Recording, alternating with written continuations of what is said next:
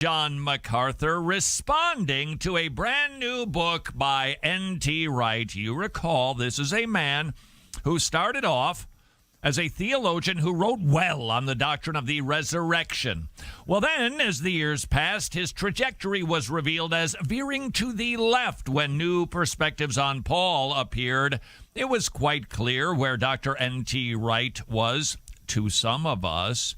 Now it seems crystal clear, even though it's kind of hard to figure out exactly what N.T. Wright believes. Even in evangelicalism, there is what is now being called the new perspective on Paul.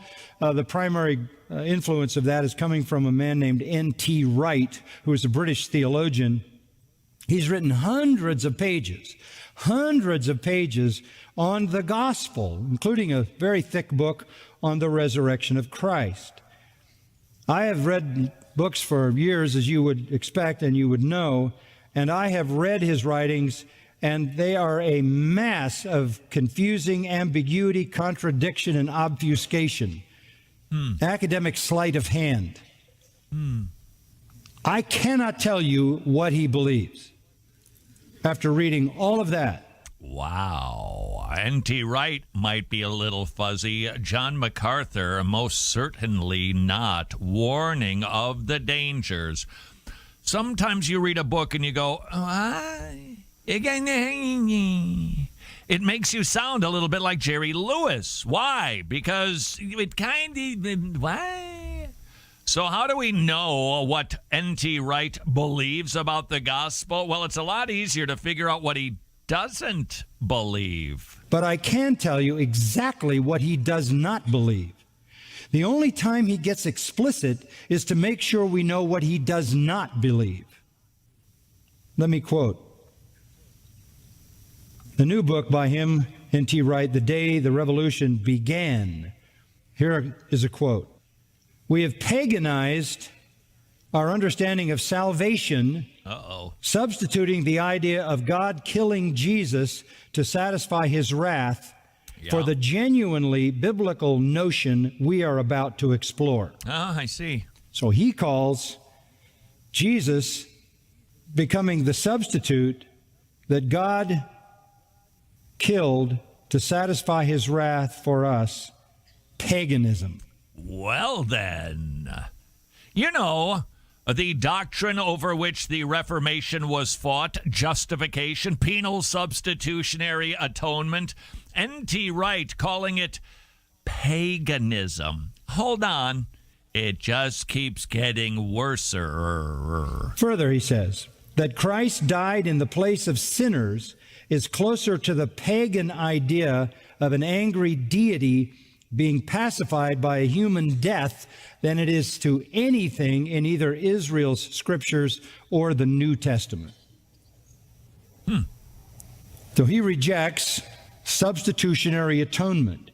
He rejects Jesus as the sacrifice that God chose to die for our sins. He is very clear on what he rejects.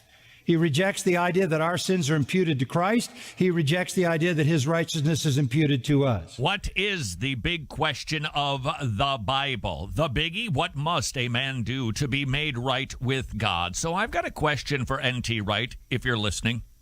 Yeah. Then how is a man made right with God? If it is not the death, burial, and resurrection of Jesus Christ, what do we do on Judgment Day? How do we face the wrath of God? How do our sins get forgiven?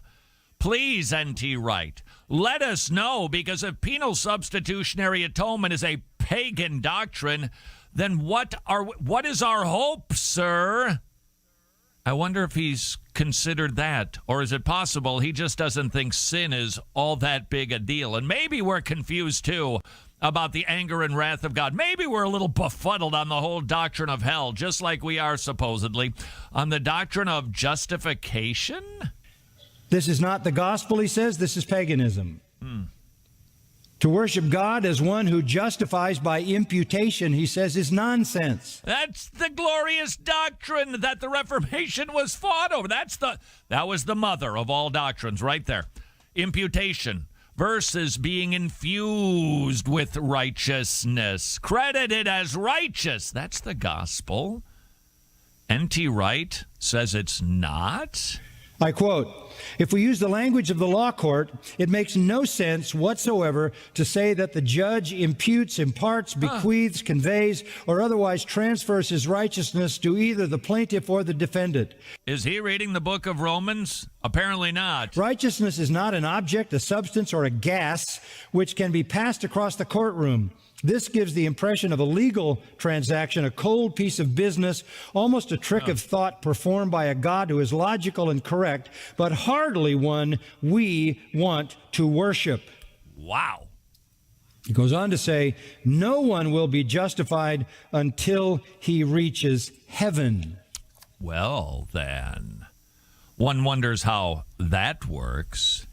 Is the love strawman. Love it. You call it something that it isn't, and then clearly knock it over. N.T. Wright, another man with a beard and an accent. He's going to teach us about a new perspective on Paul.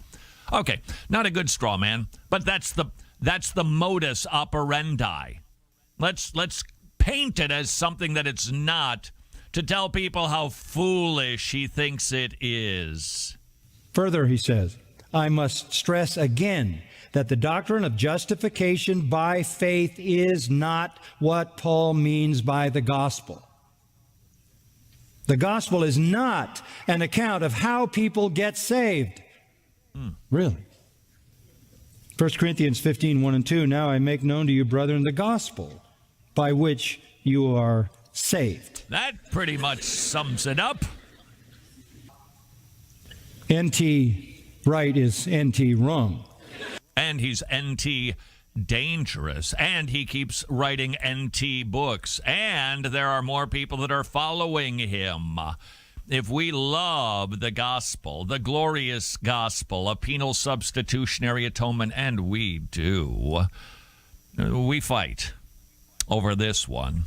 Warn people of N.T. Wright. Ask your bookkeeper, your bookshop keeper person, why are you carrying a book that is not orthodox?